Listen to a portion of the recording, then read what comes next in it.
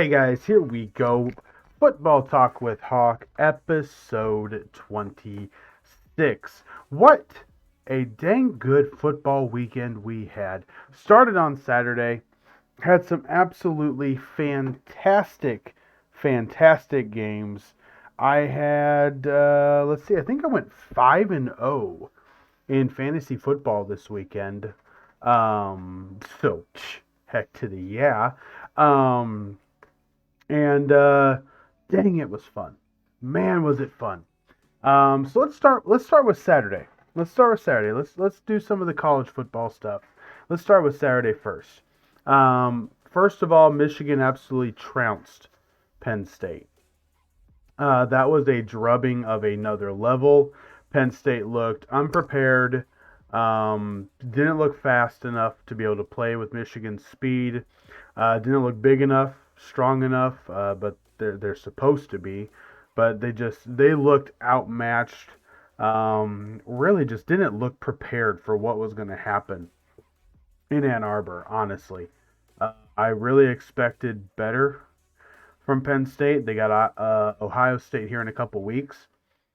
They're going to have to do something, but losing to Michigan already puts them behind the eight ball. They got to have Michigan basically lose twice to be able to get into the Big Ten championship game if they beat Ohio State. So it's possible. We'll see what happens, but I think Penn State basically put the nail in the coffin for them being the third best team in the Big Ten East.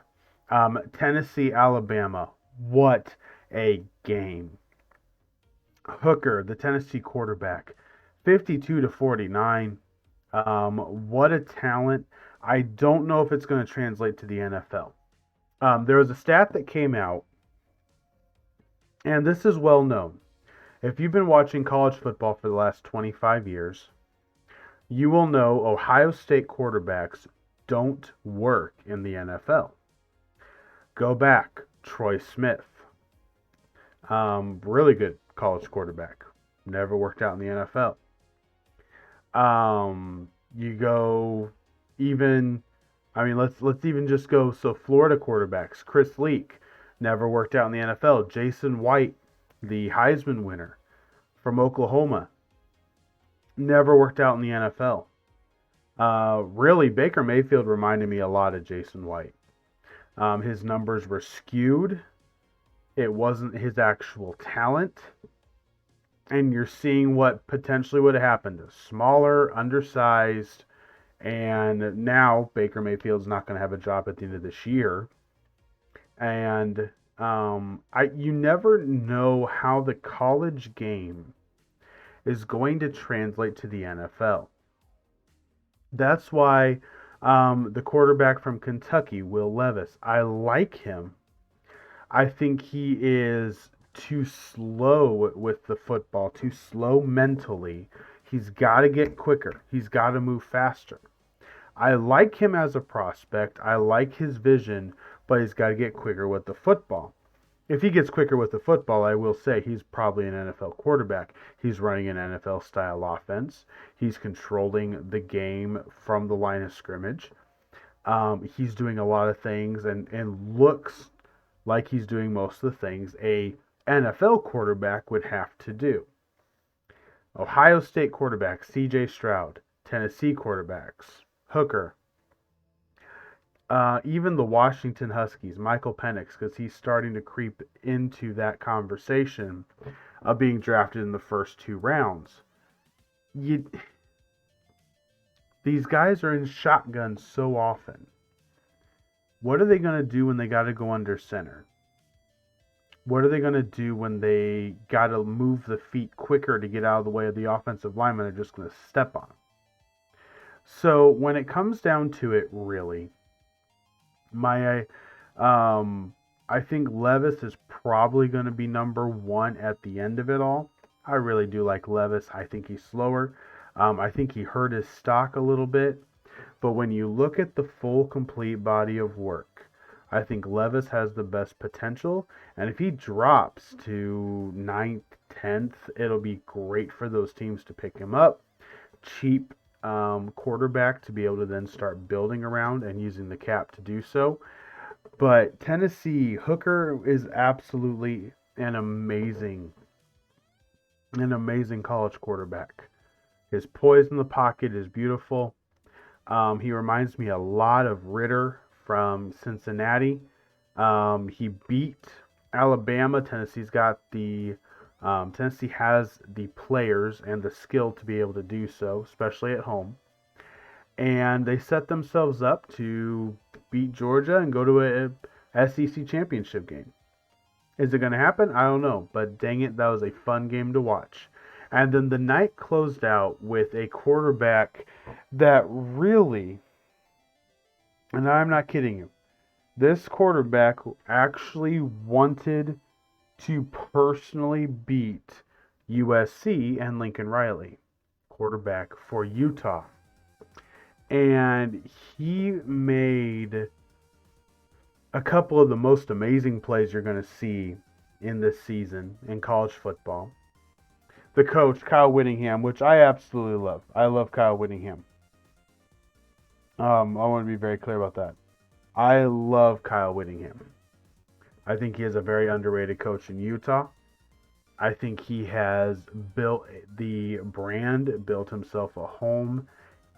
He is the Bobby Bowden, Joe Paterno of the current era, with Nick Saban.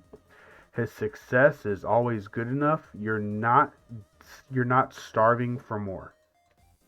And he just got the biggest win in Utah's current, well, I guess it's not really the biggest win, but a huge win this year to turn their season around at home against USC. Over 56,000, I think the entire state of Utah was in Salt Lake City for that game. And the environment, the atmosphere was so amazing. Kyle Whittingham has the guts. At the end of the game, they come back, they fight back, they score a touchdown with very little time remaining, and he goes, "We're going for the win. My guys are on a roll. We're going to go for the win." Now, this is different than the NFL. In the NFL, I would never suggest this.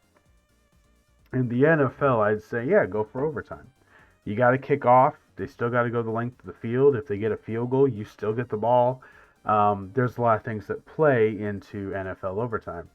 College, it's one bad drop, one bad this. You're only 25 at the 25-yard line. Then you're doing 2-point conversions forever. Go for the win. You're at home. Go for the win. He did. Utah wins. The Pac-12 looks fantastic. Oregon and UCLA play this weekend, and it's going to be awesome. College football started off the football weekend amazingly. And then we got to Sunday. And these games, well, the bottom one disappointed. The Giants. Remember I said in the video on Sunday, or Saturday or Sunday, whichever one it was. I think Sunday when I did the picks. Remember, I said they have earned the right to be on this slide. They earned the right to stay on this slide. Brian Daboll. What a job. What a job he's done coaching. He is doing with Daniel Jones what he did with Josh Allen. I do not think Daniel Jones is half the talent as Josh Allen. Let me be very clear. But he is minimizing the obvious weaknesses of his quarterback and making a system. He's created a system that Daniel Jones can play in. What a job. What a job. Well done. Well done. Brian Daboll, to me, just because he won 5 games with the Giants, is the coach of the year. Absolutely coach of the year. Even if he lost the rest of the games, he's the coach of the year. He got him 5 wins. He beat the Packers in London. He beat the Ravens. Like, this team overachieved no matter what. And they look dang good. That team fights hard. That team is together in the second half. They make second half adjustments and they execute the plan so well. So well. I know most people are going to go down, most people are going to go, yeah, but, you know, they got, the Ravens gave it to them. Listen, okay? Let's just be honest here. Um, I don't think that's really what happened. Yeah, Lamar had the turnover. But you know what? The Giants have done that to multiple teams this year. The Giants, when it matters in the fourth quarter, have come out, played their hearts out, and done a dang good job of it and look really, really good. They're together. They're not the most talented team, they're not the most skilled team, but doggone it, they play together as one. That's a team right there. The New York Football Giants.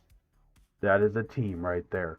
So GG to the New York Giants getting the big win this weekend, 24-20 over Baltimore. Let's go down. Minnesota and Miami. Unfortunately, another issue with the quarterback for Miami.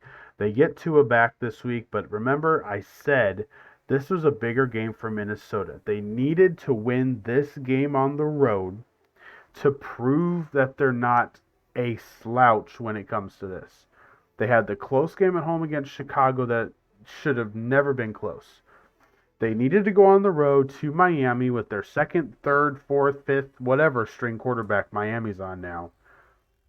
Play a solid game in Miami, beat Miami, and then move forward. They did. They absolutely did. It was huge. That was absolutely huge for them because now they're really sitting pretty atop the division. Green Bay lost again. Minnesota's looking good. The reality is, Aaron Rodgers thinks that there's no reason to panic because they're 3-3. The Bucks lost, the Rams lost, the Cowboys lost. The Packers look nothing. We'll get to them here at the end of this video. We'll get to some teams that really need to worry. We're going to do 3 teams that just need to be excited and enjoy the ride, and 3 teams that need to worry right now. But nonetheless, Minnesota gets the W, and that was absolutely huge for them. They needed to do that. It wasn't a blowout, but they got the win 24-16. All right, 24-20, another game 24-20. Buffalo over Kansas City. The rivalry that is in this decade now. This decade's Brady versus Manning, Buffalo versus Kansas City, Josh Allen versus Patrick Mahomes. Both of them are going to be on their teams for a long time. Both of them have long contracts. Both of them, if they stay healthy, will be the top 3 quarterbacks in the league for a long time to come. And this game mattered so much to Buffalo. That loss put such a sour taste in their mouth. Josh Allen just hurdles people. Screw it. I'm going to just jump over everybody. The guy is a tank. And just what a game. What a game. CBS was very happy with their afternoon time slot on Sunday, and it did them well, and it did all of us well as fans being able to watch a game that will probably be played again in January. I think they will play each other again. Unless one of them loses early, and I hope it's not divisional round. I hope they are sitting high enough to where they don't play each other in divisional. That would be a very good AFC Conference Championship game. Very good AFC Championship game. But my Super Bowl pick is staying Buffalo. Buffalo, period. Dallas and Philadelphia. Philadelphia stays undefeated with a big win over Dallas. But Dallas came back. Cooper rushed through 3 interceptions, which means Dak Prescott has a little less pressure. He can come back. However, if he falls to Detroit, we could have an interesting time. But we'll talk about that in the look ahead video here in a couple days. Big thing about this game. Both defenses played really well, but Philadelphia knows what they are. They only play with who they are. They only coach who they are, and they do not try to go outside of their little box. That is exactly it. Um, Philadelphia has a dang good front seven, a freaking amazing cornerback tandem, probably the best tandem in the NFL for corners. And they've got an offense that leans so far into the strength of their quarterback. You take away that, you can beat them. That's for sure. But they are so comfortable with the strength they have and not trying to screw it up or mess with it or play around with it makes them difficult to beat. Makes them really difficult to beat. Philadelphia is looking good. And a Philadelphia versus Buffalo Super Bowl would be absolutely epic. I think that would be great for the NFL again because you've got two teams, two Philadelphia being in the Super Bowl as a fan base and as a whole is huge because it's got the East Coast on it. You got all the haters that would hate it. You got the Cowboys that would be rooting for the Bills. You got the Commanders would be rooting for the Bills. You got just the way that all of it would work out. That'd be an awesome Super Bowl. Lots of intrigue, lots of playmakers, and it would be strength versus strength between the Bills and the Eagles. We're still early in the season, but looking ahead, that's what you could see. And I like the way that the season is setting up. I commend Philadelphia for what they've done. They're looking really, really good. Dallas, the defense is amazing. They got another loss. Um, they may get one more win than what I predicted. I think Dak's worse. I really do. When Dak comes back, if they don't stay leaning into that running game and all of a sudden they start trying to pass too much again, doggone it, just run the dang ball. Just run it. Dak Prescott is exactly what I thought he was coming out of college at Mississippi State. He's actually what I thought Andrew Luck was. And there's a lot of people that go, Andrew Luck was a generational talent. No, he wasn't. Do people not watch the football games? The only time he actually was really good, stat wise, is when all of his throws happen in less than 2 seconds. And you go, well, that's because of the offensive line. Listen, in less than 2 seconds, most of the time the defense can't cover it anyway. So your numbers are slightly skewed because the defense doesn't have any time to react. It was all yards after catch. He had some great, great yards after catch. Yeah, his offensive line was bad. But at this point in this league, that's not an excuse. Joe Burrow's offensive line was dreadful. He went to a Super Bowl. Um, that's not an excuse now. So it may have been when he was playing, but not anymore. It's not an excuse. Like the focus on offensive linemen in college has dropped. So the amount of them that are pro ready coming out of college has dropped dramatically. And you can tell. You can tell. We all see it. The focus of offensive linemen is gone. Um, so the reality is, Dak Prescott has always needed a running game to get him to do anything. That's how he won his 12 games a year, because he had a running game. If he has to throw the ball, they don't win 12 games a year. He's not a win. He's not the quarterback that's going to lead you and win you games. So Dak Prescott coming back. Dallas could struggle. Watch out for Detroit coming off of a bye week with Dan Campbell getting them pumped. It's still a dome, so they're not going to lose any speed. That Detroit offense could be fast. We'll see what happens. Dallas had to play a tough game against Philly. All right, the Monday Night Football snoozer. Oh, jeez. Oh, jeez. I don't know. The Chargers are 4-2. They don't deserve to be. They have a missed field goal against Cleveland, and they got a game in which Denver should have won. Overtime. Oh my goodness, they are bad. Both these teams are in trouble. One team's record saves them from being in royal trouble, but the reality is San Diego's not that, or Los Angeles Chargers aren't that great. Just they're not. They've got Justin Herbert. They got Justin Herbert. They're gonna get Bosa back. Khalil Mack was an absolute beast. Derwin James is an amazing safety. But 1916, can we? The first things first. Both these defenses did their job.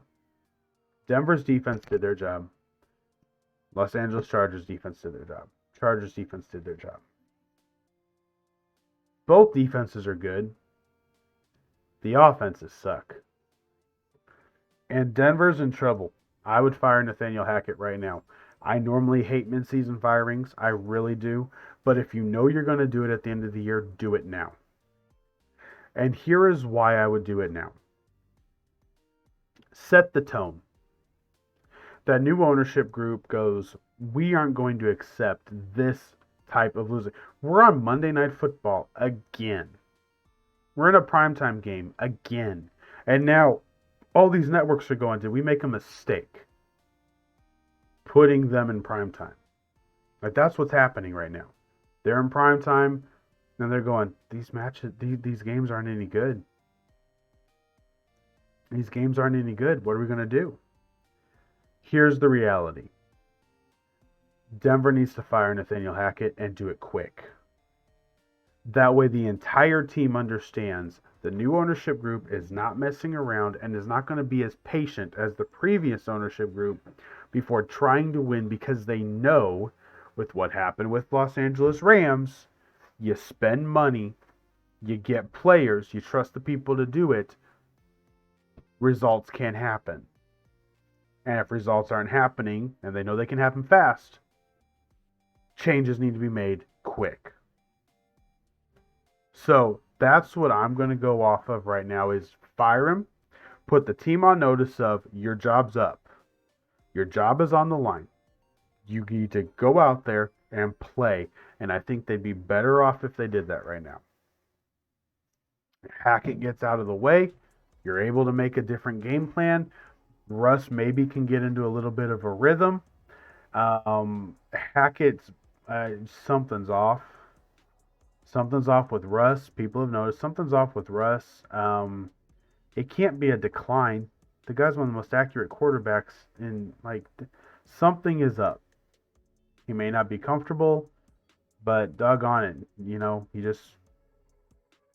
it is what it is right now.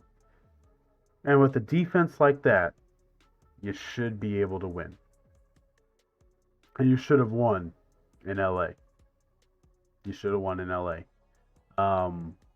So Denver, Chargers, Chargers record makes them look really good, or makes them look really viable. I don't see him. Their coach is their coach I can't stand. I can't stand their coach. And the players can't stand him. The players don't like him. Players don't trust him. They don't trust him in big spots. They will not. They don't believe that if it comes down to it, that he's going to make the right decision. That he can make the big coaching decision that changes the game. They just don't. They just don't believe it. All right, guys, let's go ahead and do this. Let's go ahead and run into... There it is. Boom. Boom. All right, so I'm going to leave this slide up here. Let's talk about 3 teams that are in trouble and 3 teams that are really just need to be happy with where they're at right now. So we're going to go look at I got the standings right here in front of me. This is what we're going to look at. We're going to look at the standings. And basically that's exactly how we're going to do everything. I've got 3 teams, but I want to give you the stats behind the teams. So it's one thing to have the teams, but I want to give you the stats behind them. Kind of like how I'm going to do this weekend. There's undefeated matchups in college football this weekend. There's still a lot of undefeated teams. And I want to give stats to back up why they're not just a fluke. Okay? So, the New York Giants.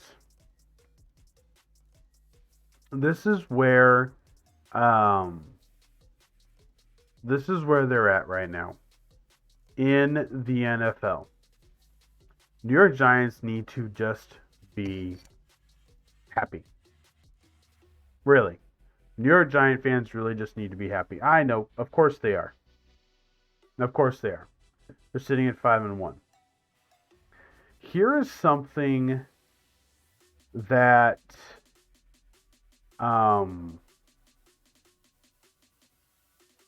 here's the stats that go to back this up, okay? The New York Giants right now are sitting at a defense. We're going to go defense first. Defense. 8, 9, 10, 11, 12, 13. They are 16th in the league in yards per game. Completely middle tier. Okay? Points per game. They are sitting in the top 10 at 18.8 points per game allowed. My rule of thumb is if you allow less than 21 points per game, your team will win. Your offense should be able, even if it is suspect, to be able to win over 50% of the time. Now, what defenses are in front of the Giants? So let's look at that. You've got New England Patriots. We know their defense is good. They also shut out Detroit. That helps the points per game. Philadelphia Eagles, Tampa Bay Buccaneers, Denver Broncos. All defenses we really, really respect. The three at the top, Buffalo, San Francisco, and Dallas. So their defense is sitting right outside the top of what we would call the elite defenses. If you are a New York Football Giant fan, be very happy with where you're at and don't get greedy with it. Don't get greedy with it. You're fourth in the league in rushing yards per game. You're leaning into taking pressure off of your quarterback, who we know isn't the strongest. We're all aware of this. We don't have to pretend. We're all aware of this. You've got the formula for winning, and that is key. Another team, be really happy about how everything's played out right now. The Atlanta Falcons are a roughing the passer call away from being first. From being first in their division. Remember, the owner said, we're not trying to do anything special. We're going to have our players play. We're going to see what we got in the young players, and they got a lot. Drake London, rookie receiver, really good. They got a couple of backs that are really good. This team is just above the Giants in both categories of passing yards per game and rushing yards per game. Giants are 31st and 4th. The Falcons are 30th and 3rd. They lean into what they do well, which is run the football. And they don't have a extravagant pass, but Mariota, holy cow. The guy has been accurate. The guy has been strong. They are 8th in the league in points per game right now. Tied for 8th with 24 points per game. You can win with that. You can win with that. And I just want to point out their upcoming schedule. This is key. Listen to their upcoming schedule. I may have put them the Falcons, this could be too low. They've got at the Bengals this coming Sunday. I'm going to say that's going to be probably a loss. Then they have the Panthers at home. Chargers at home. Remember, they've already almost beat the Bucks. Okay? They beat the Browns at home. They beat the Seahawks on the road. They played on the road against the Rams and only lost by 4. They just beat the 49ers at home. So don't think that the Chargers are going to just stroll into Atlanta and wipe the Falcons out. So their next 4 games are Bengals, Panthers, Chargers, Panthers. Those are your next 4 games. You go 3-1 through those games. You end up 6-4, and this is your next 4-game stretch. So you're 6-4. Here's your next 4-game stretch. Bears at home, Commanders on the road, probably still without Carson Wentz. Steelers at home, at the Saints.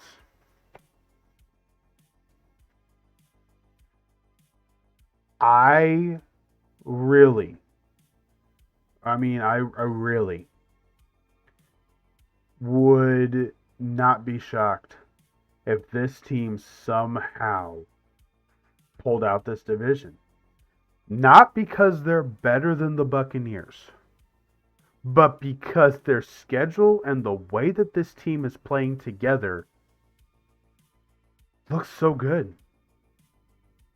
Looks right. The Panthers. That's 2 wins. Panthers aren't going to beat anybody. The Panthers is 2 wins. You beat the Chargers. You beat the Bears. You win 4 of your next 5 games. You're sitting at 7-4. And Atlanta Falcon fans, they're probably upset because they wanted to maybe get somebody else in the draft. Mariota's doing what you need him to do. Cordero Patterson's on the IR, and you still beat the 49ers. This team is good. Kyle Pitts is young. Drake London's young. Williams is young. Huntley's young. You still got Ritter on the bench. If Mariota gets hurt, and if he's just accurate, we've seen this team just needs an accurate thrower of the football. Falcons. It's what it is. It's the Falcons. Don't sleep on Atlanta in that division. Do not sleep on Atlanta. All right, next one. The third and final team that really needs to be happy, and I know most of them are, so we're not going to labor this too much. But the New York Football Jets have 3 wins in a row, and big wins. They beat the Steelers. That was a big win. They should have lost. They annihilated the Dolphins. That was a huge division win. And then they beat the Packers on the road. They have now won 3 in a row. And their only 2 losses are to the Ravens and the Bengals, which are clearly better than them. And they should be happy because their stretch coming up is not as easy. The next 4 games are Broncos, Patriots, Bills, Patriots. They're probably gonna go. I'll give them the benefit of the doubt. I'll say 5-6 at the end of that, maybe. Still at 4-2 right now. Maybe they'll be 5-5, but 4-6 is very possible. They could lose all 4 of those. Then they get the Bears at home. But then they got another stretch of at the Vikings and at the Bills, back to back again. So the Jets fans should be excited. Your defense, your coach's mantra, defense, toughness. The Jets are tough. Their defense looks good. The offense still needs work, but the defense looks really good. Jet fans should be excited for what they have. So both of the New Jersey teams, Giants and Jets, should be very excited for what they have. The Atlanta Falcon fans, I know some may be frustrated because they're like, well, I wanted a higher draft pick. I get it, but your team, your owner, everybody knew you're not really trying to win too much this year. It's a dead cap year. And to be able to do this in a dead cap year and have the potential to be a landing spot for free agents going, you did this with no cap money. I'll come in and I'll be the missing piece on the offensive line. I'll be the missing piece at linebacker. I'll be the back end safety help that the Falcons need. I'll come in and I'll be that because we know the core is good. These young guys can play. They've got a couple years. They got 3 years, 4 years of being able to buy some free agents to build around this young nucleus And Atlanta could be very viable. Brady's not going to be in that division next year. The Buccaneers are not going to be anything next year. Don't worry about that. Smith, go for it. You're doing a dang good job coaching. Arthur Blank was honest when he said what he was doing with the team, and the team has come together and played really well. So there's that. All right, teams that are in trouble. You may have already guessed one. The Denver Broncos. They're absolutely dead. They got to fire Nathaniel Hackett. They got to figure something out, and they've got to do it quick. And I mean quick. Um, the team looks bad. Optics look bad. Everything looks bad. They're not scoring points. Their defense looks good. Sorry, not everything looks bad. Their defense looks dang good, and their defense is being wasted. Their defense is absolutely being wasted. So, if you're the Broncos, you're not going to compete at a high level. Do make the moves now. Get the fire going now. Sound the alarm. Get everybody's attention, and get this thing righted. You need to get that ship going in the right direction, and it needs to do it quickly. We're going to do an honorable mention because I don't think this one's a shock. The Washington Commanders are in complete disarray. The coach has to answer questions about the owner. The owner's in a lot of trouble. They're an honorable mention. Their fans haven't been happy for a long time. I feel for the Washington fans. I really do. They had to go through a name change. They had to. I mean, all they have is a freaking W on the side of their helmets now. Let's just be honest about this. Um, like there's not a lot there as a franchise right now. They need a new owner. They need a breath of life. Moving out, buying that land, moving out of the main city, I think would help. Getting their own facility, being able to get a little bit of excitement around the organization would help. But they're just an honorable mention. One of the teams that's really got to be worried right now, Arizona. Your quarterback, your coach, and your GM are all signed for the next 4 years. Yet you're 2-4. You've got a negative 28-point differential. You're 1-3 in your own conference. You're already 0-2 in the division, and you've lost 3 games at home. You're 2-1 on the road. You beat the Raiders, which you shouldn't have. That was an interesting game. That was a good game. You know, the finish was exciting, but you beat the Raiders and you beat the Panthers. Okay, everybody's going to beat the Panthers at this point. Arizona is in a lot of trouble, and I don't know how to fix it. Kyler Murray's dedication is questioned. Kyler Murray's work ethic is questioned. I don't know. I don't know what to do there. I don't know what's going to happen. I don't know what's going on. Honestly, I have no clue. But Arizona Cardinal fans, you have got to be concerned about what you're seeing, what's happening, and what's going on. And if you were to freak out right now, honestly, if you were to freak out right now, I would not blame you whatsoever. Would not blame you whatsoever. All right, another fan base that can't be happy is the Tampa Bay Buccaneers. You just lost to Pittsburgh. You almost lost to Atlanta. You don't look good right now. Um, you're 2-0 in your division, which helps. But you're not dominant. You're not dominant. And that matters when you want to be a Super Bowl contender. You have to dominate something and play that really well. Tampa Bay is struggling. The offensive line is really struggling. The defense is solid. I mean, they're solid. They're not great, but they're solid. Um, I know they've dealt with injuries, but so does every other team. Like, that can't be an excuse nowadays. You plan on injuries. You really do. You plan on injuries because your second string has to be able to play at 85% of the level of your first string, and your third string has to be able to play at 75% of the level of your first string. Like, that is what you expect. And they're just struggling bad.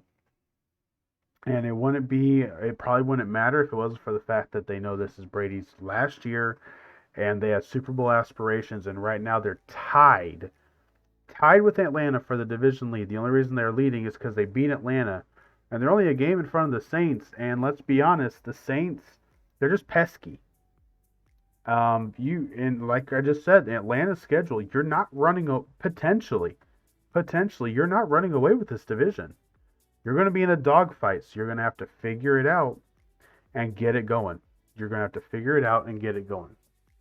All right, so the three teams to watch and three fan bases that should be excited for what's going on. It's great. The NFL is, I thought football has gotten so much better in the last 2 weeks. Football has been fun to watch. It's been exciting. We've had a lot of great games, close games, final games. The Colts beat the Jaguars in epic fashion on Sunday. It was absolutely freaking beautiful. It was good football. Hard played football on the field. Looks good. So much better. So much better. Football has gotten better. Football is here as we get into the fall weather, of which it is right now because it is only 39 degrees outside. So there we go. All right, guys, you have a fantastic rest of your Wednesday, as it'll be when this video drops. Have a fantastic rest of your Wednesday. I'll have the next video should drop on Friday, then obviously the Saturday video. I'm going to keep doing the college video. I really like the quick snapshot videos with the college and then the NFL picks on Sunday. A lot of fun for me because I just love football. But I'm going to give you a couple more stats and a little bit more data behind some of the games this weekend, as we're halfway through the NCAA football season now. And now it's going to start taking shape of who's good, who's great, and who's really just been a mirage this entire time. So we'll look at some data on Saturday, and I'll have some slides for that stuff. But guys, I appreciate you stopping by. It's a little bit longer video. Wanted to get the recap video in. Had a lot of different things I wanted to talk about today. Appreciate you guys hanging out. And there we go. Let's wrap her up.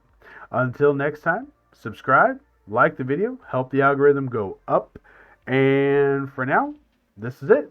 Wings up, hawk out, football on.